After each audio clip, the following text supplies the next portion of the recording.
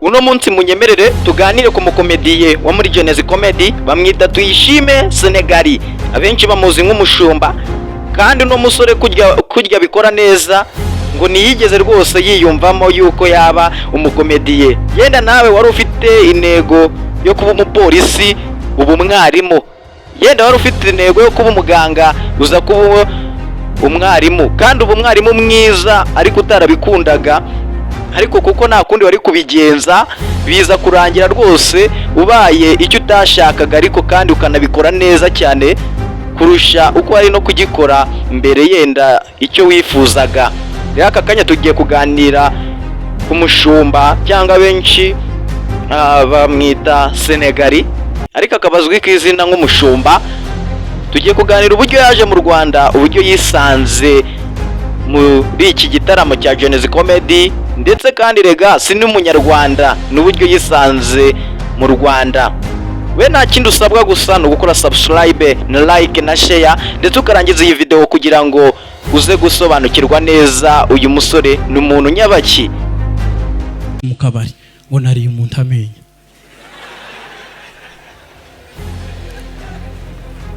none se kumurya amenyo niki kibigaragaza? Ati hacukutse kabisa, biragaragara.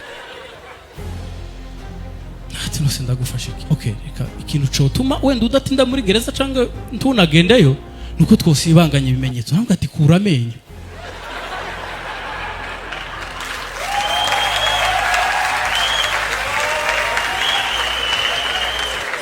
Nongeye kubasuhuza amahoro y'Imana abane namwe. Nge turi kuri mikoro, turi kumwe hano, banyita Joshua. Aka kanya rero turi kuganira kuri Tuyishime Senegali bakunze kwita umushumba muri Genesis Comedy.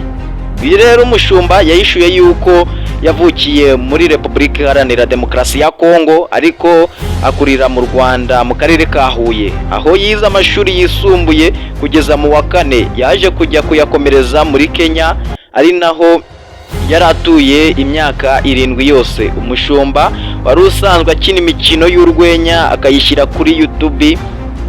Muri 2023 rero yavuye muri Kenya atashye ubukwe mu Rwanda, ahahurira n'inshuti ye isanzwe ifite inshingano zo gufata amashusho muri Genesis Comedy, ari nayo yatumye yisanga muri ibi bitaramo. Ati naje mu Rwanda ntashye ubukwe, nagombaga gusubirayo, ariko ndavuga ni reka mbanze nsure umuryango wanjye.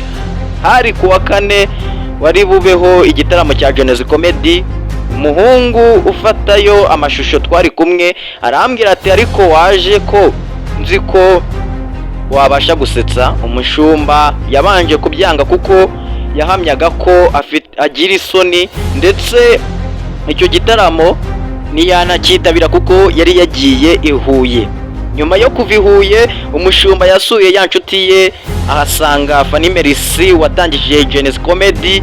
Baraganira, bongera kumubonamo impano yo gusetsa cyane. Icyo gihe bamusabye kwitabira igitaramo cyabo, ariko nawe akomeza kubabera ibamba kuko yiyumvagamo imbogamizi yo kugira isoni. Fanny Mercy rero hosting iki gitaramo cya Genesis Comedy yasabye umushumba kwitabira imyitozo y'abandi banyarwenya ngo arebe niba yabishobora.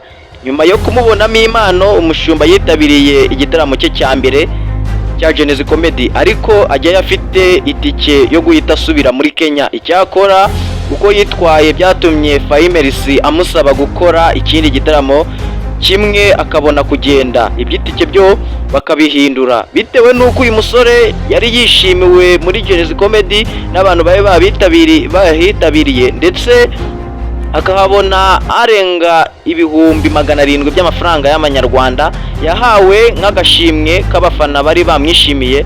Nawe niyigeze azuyaza kuva asubitse urugendo rwe, byarangiye umushumba agumye mu Rwanda kugeza n'ubu, ndetse ni umwe mu banyarwenya b'amazina akomeye muri ibi bitaramo. Uretse kuba amaze kuba ikimenya bose, umushumba yahishuye ko yatangiye imyiteguro y'igitaramo cye ateganya gukorera mu Meshi muri uyu mwaka. Nuko rero iby'umushumba nuko yageze mu Rwanda, yageze mu Rwanda bitewe n'ubukwe bw'umushuti we yaraje kuba nyine yataha birangira agumye mu Rwanda. Niba rundi rero ushaka kumenya ku bijyanye n'amakuru ye, ku bijyanye n'uko abayeho, ku bijyanye yenda n'ukuntu nyine yagiye azamuka, watwandikira muri comment ubundi tukazagenda nyine tubirebaho. Njye mwari muri kumwe kuri mikoro banyita Joshua, ndagira ngo tuze guhurira mu bindi biganiro, kandi niba utarakora subscribe ndagira ngo ushishikarize kuyikora kuko ibyiza birembere. Ndagira ngo tuze guhurira mu bindi biganiro mu kanya. Ciao ciao.